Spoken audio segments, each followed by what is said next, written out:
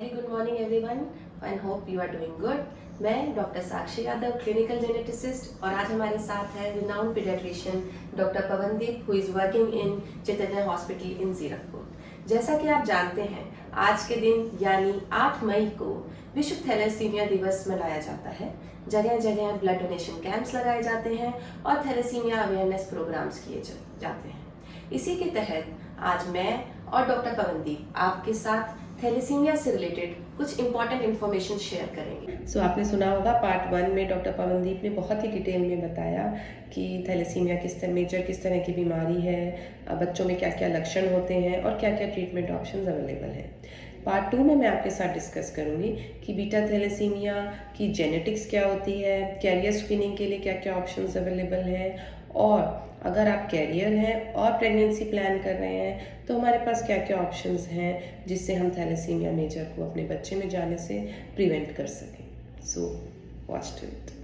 अब डॉक्टर साक्षी, आप हमें बताएंगे कि हमें ये पता चल गया कि ये एक जेनेटिक डिसऑर्डर है, और हमें आप बताइए कि ये जेनेटिक स्ट्रक्चर कैसे होता है हमारी बॉडी में, और थैलेसीमिया एक कैसे जेनेटिक्स है कि जो आगे ट्रांसफर होती है।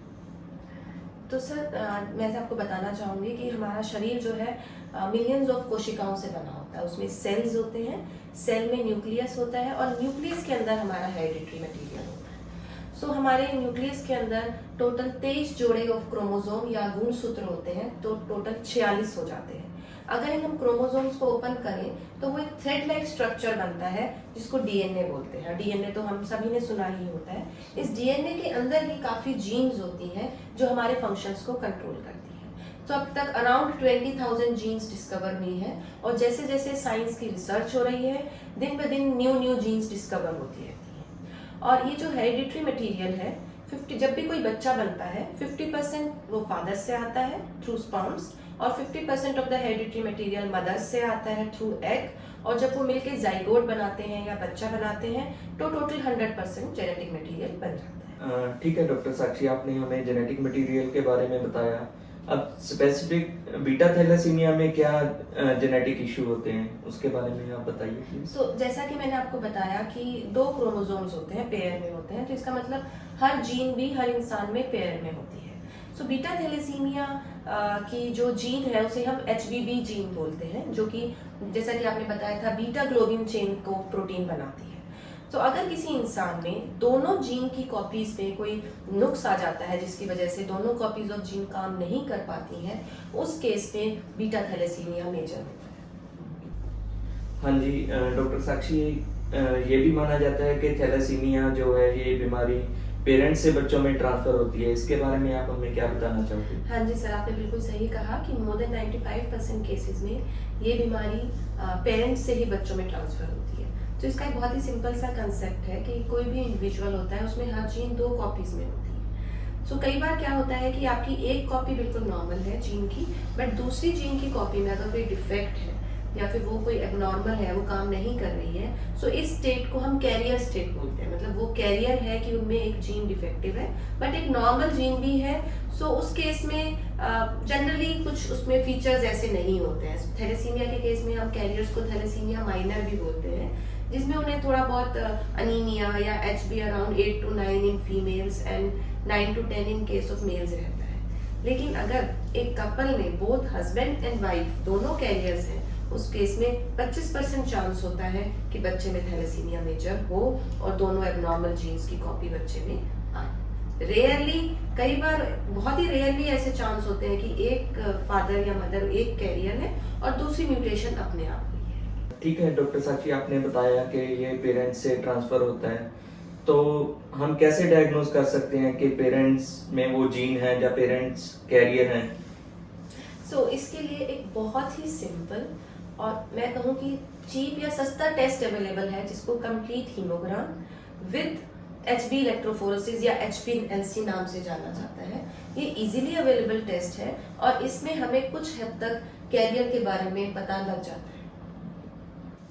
ठीक है डॉक्टर साक्षी, आपने जैसे बताया कि हम ब्लड टेस्ट से कैरियर का कुछ पता लगा सकते हैं, लेकिन कुछ ऐसा भी टेस्ट है जिससे हम कंफर्म कर सकते हैं कि कौन से जीन में डिफेक्ट है? यस, तो क्योंकि HPLC या CBC एक स्क्रीनिंग टेस्ट है। जब भी अगर आपके आसपास या फिर कपल कोई स्क्रीन पॉजिटिव आता है तो उन्हें हमेशा एक जेनेटिसिस्ट से मिलना चाहिए और एक कंफर्मेटरी जेनेटिक टेस्ट करवाना चाहिए। इसके 2 फायदे होते हैं। सबसे पहला कि हमें एक तो कंफर्मेशन होगी, क्योंकि स्क्रीनिंग HPLC या CBC एक स्क्रीनिंग टेस्ट है, उसमें फॉल्स पॉजिटिव भी हो सकता है, फॉल्स नेगेटिव होता है। सो आपकी कंफर्मेशन बहुत ज्यादा जरूरी है, वो सिर्फ हमारे DNA या जेनेटिक टेस्ट से हो सकती है। और दूसरी चीज, अगर पेरेंट्स कैरियर हैं और हमने देखा कि 25% चांस है बच्चे में थैलेसीमिया मेजर होने के लिए, तो अगर हमें बच्चे का कोई टेस्ट करना है ड्यूरिंग प्रेगनेंसी तो वो HPLC के बेसिस पे हम नहीं कर सकते। उसमें हमें बच्चे में मॉलिक्यूलर या जेनेटिक टेस्ट कर ही हम कंफर्म कर सकते हैं कि बच्चे में थैलेसीमिया मेजर है या नहीं। हाँ जी डॉक्टर साक्षी, आप हमें ये बताइए, क्योंकि हमने देखा कि थैलेसीमिया कैरियर्स इतनी परसेंटेज में हैं, अगर एक कपल थैलेसीमिया कैरियर हैं दोनों पेरेंट्स और बच्चे में उसके जीन ना जाए या बच्चा उससे पीड़ित ना हो, तो उसके लिए क्या ऑप्शन अवेलेबल है? तो सर इसमें हमारे पास 2 केस सिनेरियोज होते हैं। फर्स्ट केस सिनेरियो तो है कि भाई प्रेगनेंसी है, कपल ने अपने रूटीन टेस्ट करवाए और उसमें HPLC या CBC के थ्रू पता लगा कि वो the couple is a carrier या both husband and wife are carrier, और उसमें हमें पता है कि 25% चांस है कि बच्चे में थैलेसीमिया मेजर हो सकता है। सो उस केस में जैसे ही आपको पता लगता है कि आप कैरियर हैं, आपको एक जेनेटिसिस्ट से जरूर मिलना चाहिए ताकि आप अपना मॉलिक्यूलर कंफर्मेशन कर सकें। और अगर हमारा मॉलिक्यूलर कंफर्मेशन हो जाता है सो उस केस में हम बच्चे का अल्ट्रासाउंड गाइडेड सैंपल लेते हैं। वो सैंपल अगर टेस्ट पहले हो जाए तो 11 से 13 हफ्ते के बीच में CVS के थ्रू होता है, या फिर अगर लेट हो जाता है सो अराउंड 16-17 वीक्स के बाद एमनियोसेंटेसिस से होता है। इन टेस्ट्स के प्रोसीजर्स के कुछ प्रोसीजरल रिस्क होते हैं, लिमिटेशंस होते हैं, वो अपने आप फीटल मेडिसिन स्पेशलिस्ट या जेनेटिसिस्ट से भी डिस्कस कर सकते हैं। सेकेंड केस सिनेरियो होता है कि आपका पहला बच्चा थैलेसीमिया मेजर है और आप प्रेगनेंसी प्लान कर रहे हैं, अभी प्रेगनेंसी नहीं हुई है। उस केस में हमारे पास एक एक्स्ट्रा ऑप्शन होती है जिसको बोलते हैं IVF विद PGT-M। इसमें क्या होता है कि हम हस्बैंड के स्पर्म्स और वाइफ के एग लेके एम्ब्रियो जाइगोट बनाते हैं। उसी दौरान हम एम्ब्रियो की बायोप्सी लेकर उस पर जेनेटिक टेस्ट करके बता सकते हैं कि आने वाले बच्चे में थैलेसीमिया मेजर होगा या नहीं होगा। इसके साथ साथ मॉलिक्यूलर जेनेटिक टेस्टिंग के साथ साथ हम इसमें HLA टाइपिंग भी कर सकते हैं। जैसा कि आपने बताया कि इसमें हम जैसे जो बच्चा अफेक्टेड है उसमें हम स्टेम सेल थेरेपी भी कर सकते हैं, बट कई बार HLA टाइपिंग ना होने की वजह से वो नहीं हो सकता। सो इसमें हम IVF PGT-M के साथ हम एम्ब्रियो में HLA टाइपिंग भी कर सकते हैं ताकि आने वाला बच्चा अगर पैदा होता है तो उसका अगर HLA मैच कर रहा है प्रीवियस बच्चे के साथ तो हम स्टेम सेल ट्रांसप्लांट प्रीवियस बच्चे में भी कर सकते हैं। थैंक यू डॉक्टर साक्षी, इतना वास्ट इंफॉर्मेशन देने के लिए।